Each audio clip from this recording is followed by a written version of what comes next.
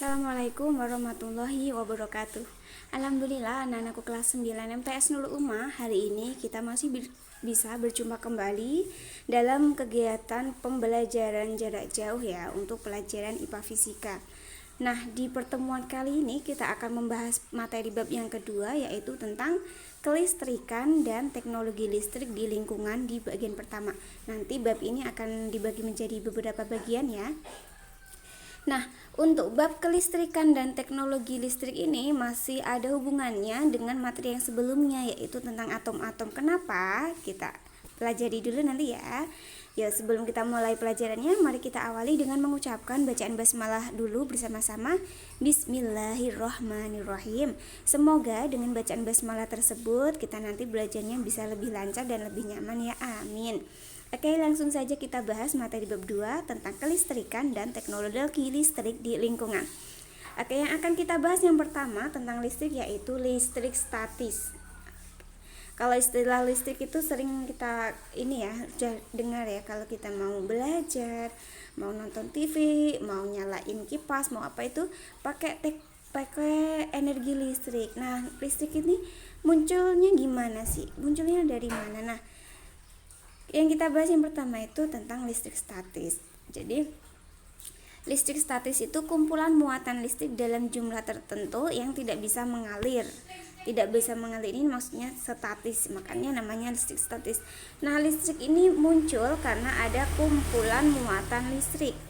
Nah, kumpulan muatan listrik ini berasal dari atom yang bermuatan.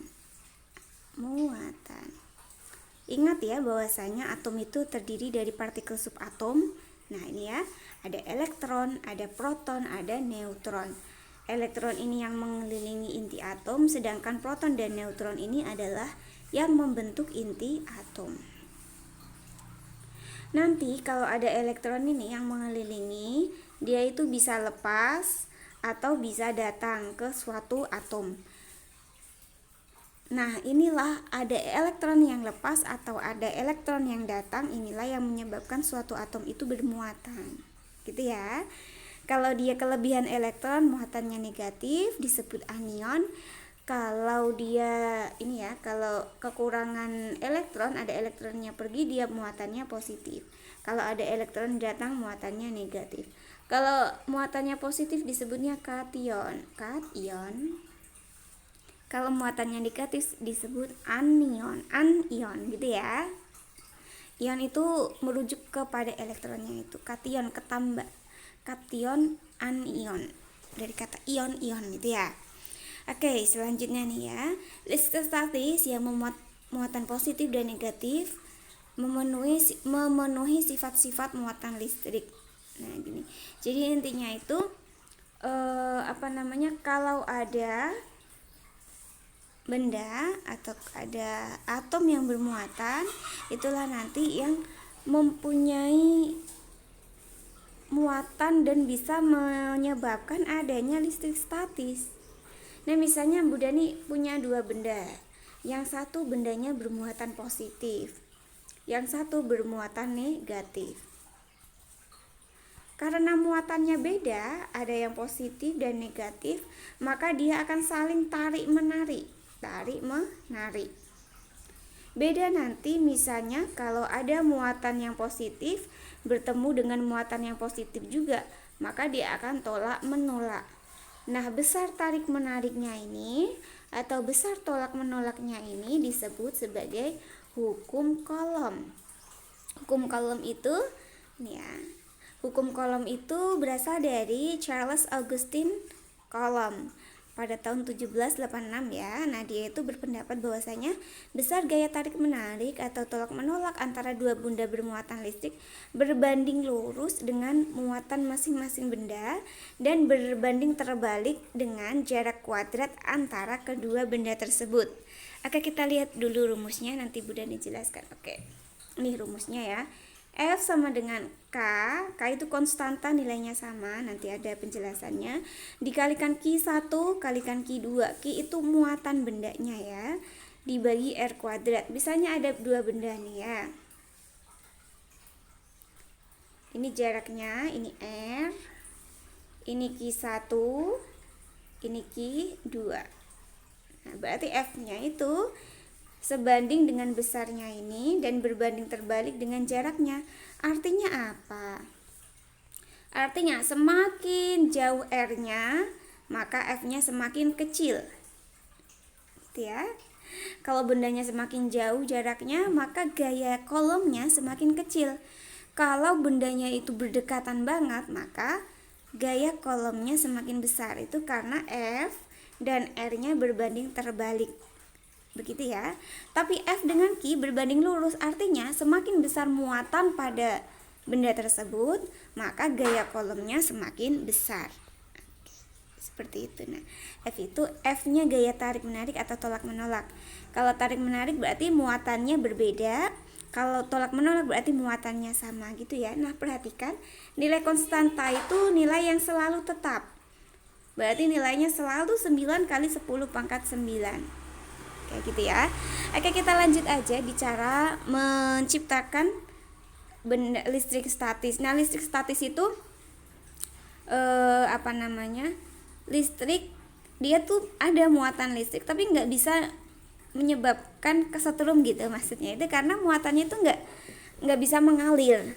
Nah, cara untuk menimbulkan atau menciptakan atau mengadakan si listrik statis ini yang pertama dengan cara penggosokan.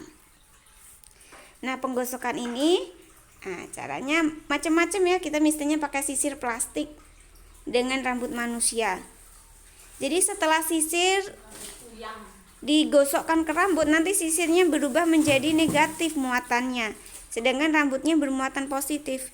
Ini kenapa? Karena elektron dari rambut itu pindah ke sisir. Jadi ada elektron yang pindah ke sisir. Jadi yang sisirnya kemudian menjadi negatif. Kenapa negatif? Karena dapat elektron dari rambut. Yang rambutnya positif. Kenapa? Karena elektron dari rambut pindah ke sisir. Gitu ya. Nah, ini nanti juga ada contoh misalnya penggaris dengan rambut, mistar plastik, penggaris plastik juga ya dengan kain wol, ebonit dengan kain wol, dan balon dengan kain wol. Ebonit itu apa tuh? Ebonit itu mirip karet tapi yang keras, mirip tutup panci.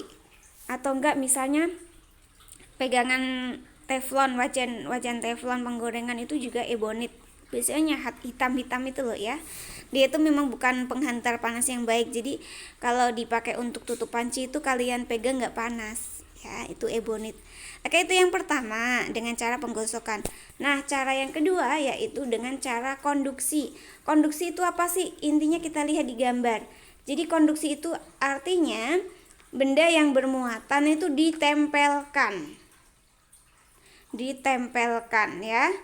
Nah, kalau bendanya sudah ditempelkan ke benda yang bermuatan, nanti bendanya bisa jadi bermuatan juga gitu. Jadi kayak muatannya tuh nyalur, muatannya tuh bisa berpindah karena ditempelkan, karena bersentuhan. Itu konduksi ya. Harus ada kontak langsung ini nih. Harus ada kontak langsung.